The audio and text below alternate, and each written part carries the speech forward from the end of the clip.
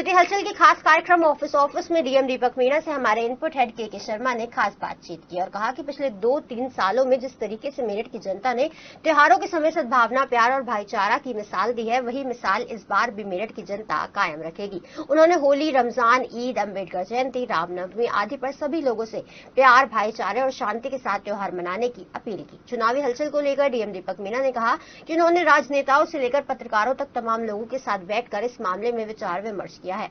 मेरठ प्रशासन चुनाव आयोग के दिशा निर्देश के अनुसार ही काम किया जाएगा। आदर्श चुनाव संहिता में लोगों से संयम बरतने की भी उन्होंने अपील की। उन्होंने सोशल मीडिया पर भ्रामक और गलत खबरें डालने से पहले कई बार सोचने की भी चेतावनी दी है। डीएम दीपक मीणा ने बताया कि सरना और मवाना में पहले चरण के चुनाव के नामांकन की प्रक्रिया प्रारंभ हो गई है और करीब 40% से ज्यादा लोगों ने अपने हथियार जमा कर दिए हैं। वहीं इस बार चुनाव आयोग से आए हुए दिशा निर्देश के अनुसार हर गतिविधि पर नजर रखी जाएगी। देखिए सिटी हलचल के इनपुट हेड के शर्मा के साथ डीएम दीपक मीणा की एक खास बातचीत। ऑफिस में आपका स्वागत है और इस टाइम मेरठ प्रशासनिक अधिकारियों के लिए एक ऐसा वर्क स्पॉट बन गया है जहां पर न केवल कानून व्यवस्था बनानी है बल्कि लोकतंत्र की जो प्रक्रिया है उसे भी सुचारू रूप से चलाना है। ऐसे में डीएम दीपक मीणा ने हमको टाइम दिया और हम आइए जानते हैं कि किस तरीके से चुनाव की तैयारियों को लेकर, त्योहार की तैयारियों को लेकर प्रशासनिक स्तर पर काम चला है। सर, स्वागत है आपका सिटी हलचल। धन्यवाद सर। बड़ा हेक्टिक शेड्यूल है, एक तरफ होली और रमजान की तैयारियां हैं और दूसरी तरफ चुनाव है, तो सबसे पहले त्योहार की तैयारियों को लेकर प्रशासन की तरफ से क्या क्या कदम उठाए जा रहे हैं? देखिए, जैसा आप लोग जानते हैं कि रमजान का महीना स्टार्ट हो गया है, होली आने वाली है, इसके बाद अम्बेडकर जयंती भी है, रामनवमी भी है, तो लगातार अगले 1-2 महीने में त्योहार हैं काफी और इसी टाइम पे चुनाव भी हैं। तो हमारे द्वारा ऑलरेडी सभी जगह पे पीस कमेटी की बैठक की गई है, सभी लोगों से बात की है, लगातार पुलिस और मजिस्ट्रेट भ्रमण पे हैं और मुझे पूरी उम्मीद है, क्योंकि विगत 2 वर्षों में भी हमारे सारे ही त्योहार बहुत शांतिपूर्ण तरीके से संपन्न हुए हैं, तो इस बार भी लोगों ने भी आश्वस्त किया है आके और हम लोगों को भी पूरी उम्मीद है कि कोई भी ऐसी व्यवस्था खराब नहीं होगी। और ये कठोर चेतावनी उन लोगों को भी है कि अगर कोई भी व्यक्ति अगर शहर का माहौल बिगाड़ने की कोशिश करता है या कोई भी ऐसी हरकत करने की कोशिश करता है जिससे किसी को परेशानी हो, तो उसके खिलाफ बहुत कठोर कार्रवाई की जाएगी। सर, आचार संहिता लग गई है, चुनाव की तैयारियां हैं, ऐसे में आम आदमी को क्या क्या प्रिकॉशंस लेने चाहिए? देखिए, आपके माध्यम से मैं सबको बताना भी चाहूंगा कि आदर्श आचार संहिता जैसे ही इलेक्शन अनाउंस होता है उसी टाइम पे लग जाती है। हमारे द्वारा मीडिया कर्मियों को भी और हमारे द्वारा पॉलिटिकल पार्टीज को भी सभी को बुला के बैठक की गई है, उनको बताया भी गया है कि क्या मॉडल कोड ऑफ कंडक्ट है और उसकी गाइडलाइंस भी उन्हें दी गई है। मेरा लोगों से अनुरोध भी है कि ये ऑनलाइन भी अवेलेबल है, पर कोई भी व्यक्ति मानक के अनुसार जो उनको अलाउ किया गया है, जैसे मैं फॉर एग्जांपल बोलूंगा कि कोई भी व्यक्ति ऐसा नहीं है कि हजारों की तादाद में अपने घर पे पॉलिटिकल पार्टी के झंडे लगा सकता है। एक मानक दिया हुआ है कमीशन ने कि आप 3 पॉलिटिकल पार्टी के झंडे लगा सकते हैं अगर आप किसी को सपोर्ट करते हैं, और अगर कैंडिडेट के लिए आप कोई भी बैनर या कटआउट या कैनवसिंग करते हैं अपने प्राइवेट घर पे, तो आपको उस कैंडिडेट की अनुमति लेना जरूरी है। तो इन सब चीजों का ध्यान रखें। दूसरी बात, कोई भी व्हीकल्स पे आप लोग बिना परमिशन के प्रचार प्रसार सामग्री, प्रचार प्रसार किसी भी कैंडिडेट का या पॉलिटिकल पार्टी का नहीं करेंगे विदाउट परमिशंस, इस चीज का भी आप ध्यान रखेंगे। और दूसरी बात, अगर कोई भी कैश या कुछ भी चीज इस टाइप की कीमती चीज अगर आप लेके चल रहे हैं और ट्रैवल कर रहे हैं, तो आपके पास उसके पूरे कागज होने चाहिए, आपके पास उसकी एक रिसिप्ट होनी चाहिए कि कोई भी अगर चेकिंग के दौरान आपको टोकता है या पूछता है तो आप उसको बता सके कि आपका एक जेन्युइन मनी है और इसकी रिसिप्ट आपके पास है। तो ये सब चीजों का ध्यान रखें। आने जाने में किसी के कोई रोक टोक नहीं है, आप फ्री वातावरण में आराम से आ जा सकते हैं। चुनाव के दिन, जिस दिन पोलिंग होगी, उस दिन 100 मीटर के दायरे में पोलिंग बूथ के कोई भी व्हीकल्स अलाउ नहीं होता, तो अपनी उस हिसाब से व्यवस्था करके जहां पे भी व्हीकल्स खड़े करके फिर आप वोट डालने आए। मुझे पूरी उम्मीद है और आप लोगों के माध्यम से भी मैं ये अपील करना चाहूंगा लोगों से कि ज्यादा से ज्यादा लोग निकल के पोल डे के दिन अपना वोट दें। यह आपका बहुत ही महत्वपूर्ण अधिकार है और इसको यूज करें। सर, सबसे बड़ी बात, आपने पेड न्यूज को लेकर क्लियर गाइडलाइंस दे दी हैं। एक बार फिर बता दीजिए, पेड न्यूज को लेकर जो खबरनवीस हैं, जो खबर को कलेक्ट करते हैं, विभिन्न प्रतिष्ठान है, वो क्या क्या प्रिकॉशन और सावधानियां बरतें? नहीं, देखिए, हम लोगों ने ऑलरेडी एक मीडिया कर्मियों को बुला के प्रिंट के भी इलेक्ट्रॉनिक के भी, प्लस जो प्रेस है हमारी मतलब और भी जो मुद्रण करते हैं पैम्फलेट पोस्टर्स, उन सबको भी बुला के हम लोगों ने ये बताया गया है हमारे द्वारा कि ऑलरेडी यहाँ पे एक एमसी कमेटी बनी है। अगर किसी को डाउट है किसी पेपर में ऐड देने में या कुछ में, तो वो उससे सर्टिफाई करवा सकते हैं। अभी रूटीन में कोई ऐसा कंपल्शन नहीं है, बट जब भी लास्ट के 48 आवर्स में या कुछ भी पोल डे या पोल डे से एक दिन पहले कुछ भी अगर ऐसा प्रचार प्रसार का पेपर के माध्यम से, इलेक्ट्रॉनिक मीडिया के माध्यम से अगर वो करते हैं किसी का, तो उनको एमसी कमेटी से उसको सर्टिफाई करवाना होगा। इसके अलावा ऑलरेडी एक हमारे यहाँ पे सोशल मीडिया सेल भी बना हुआ है जो मॉनिटर कर रहा है। इसके अलावा जो हम लोगों ने बताया कि सरोगेट एडवर्टाइजमेंट्स भी होते हैं कि हम लोग प्रचार प्रसार बहुत सटल तरीके से करते हैं। मेरी आप लोगों से रिक्वेस्ट है कि इन सब चीजों का ध्यान रखें, कोई भी ऐसा प्रचार प्रसार ना करें या कोई भी इस टाइप के पेड न्यूज टाइप से कोई भी ना करें जिसको मतलब हम बाद में कमेटी में आकलन करें और हमें लगे कि आपके द्वारा एक तरीके से विदाउट इन्फॉर्मिंग ये न्यूज चलाई गई है। और अगर कुछ ऐसा होता है तो फिर आरओ आपको संबंधित नोटिस देगा और आगे फिर जो भी कमेटी निर्णय लेगी उस हिसाब से अग्रतर कार्रवाई की जाएगी। प्रेस को जो छापते हैं, पैम्फलेट्स हो या पोस्टर्स हो या कुछ और भी सामग्री मटेरियल्स, तो ये बताया गया है कि आप लोग पूरा क्लियर डिटेल्स मेंटेन रखेंगे कि किसके कहने पे कितना आपने छापा है, गवाहों के 2 के हस्ताक्षर लेंगे। आप हर पैम्फलेट या हर पोस्टर्स या कोई भी प्रिंटिंग की सामग्री है उस पर आपका प्रिंटर का नाम और डिटेल्स रहना चाहिए।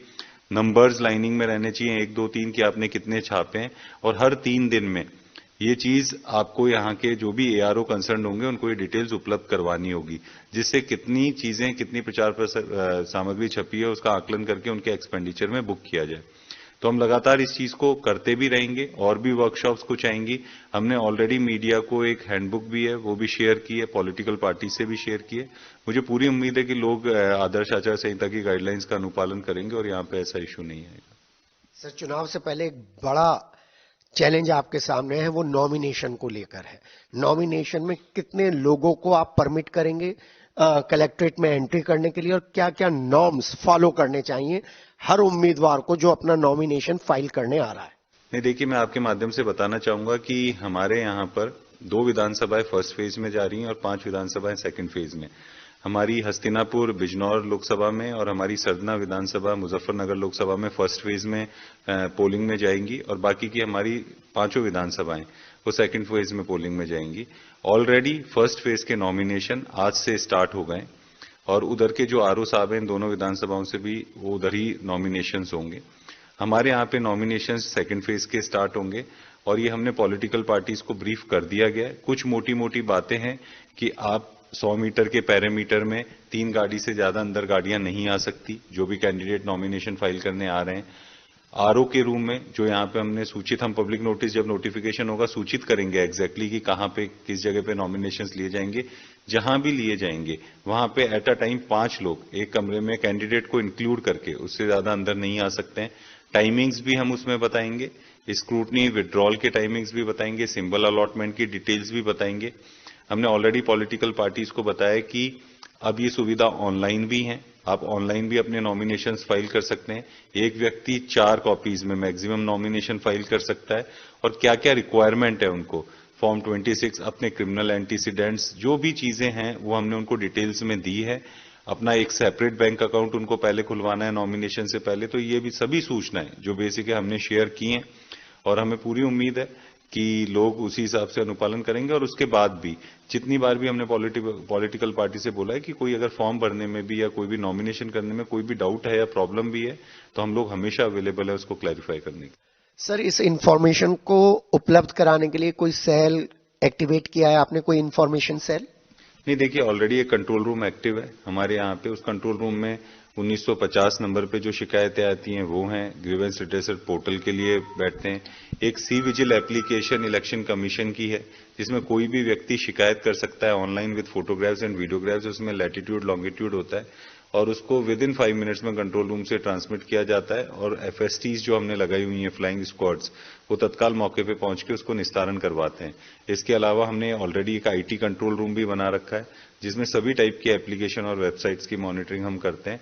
और जो मैंने ये बोला कि हमने ऑलरेडी एक स्पेसिफाइड एआरओ इस चीज के लिए बनाए गए हैं जो सिटी मजिस्ट्रेट हमारे हैं, उनको भी हम नामित करेंगे जब पब्लिक नोटिस आएगा। तो कोई भी नॉमिनेशन से संबंधित कोई भी अगर किसी को प्रॉब्लम है या कोई भी क्लैरिफिकेशन है तो हमने ऑलरेडी वो सूचित करेंगे, उनसे जाके वो लोग बात कर सकते हैं और जो भी संबंधित सूचना एकत्रित करना चाहते हैं वो भी कर सकते हैं। सर, हर चुनाव की तरह इस बार भी चुनाव में सबसे बड़ी चुनौती उम्मीदवार के खर्चे को लेकर है।